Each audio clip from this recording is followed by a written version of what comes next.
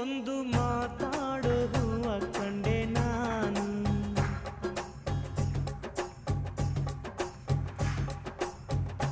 ಬಾಡದಂಥ ಪ್ರೀತಿಯ ಹೂ ನೀನು.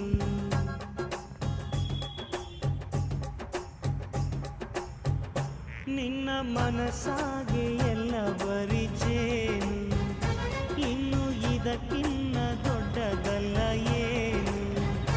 ನನ್ನ ಬಾಳ ಸಂತೋಷವೆಲ್ಲ ನೀನೆ, ನನ್ನ ಹಾಡು ಸಂಗೀತವೆಲ್ಲ ನೀನೆ.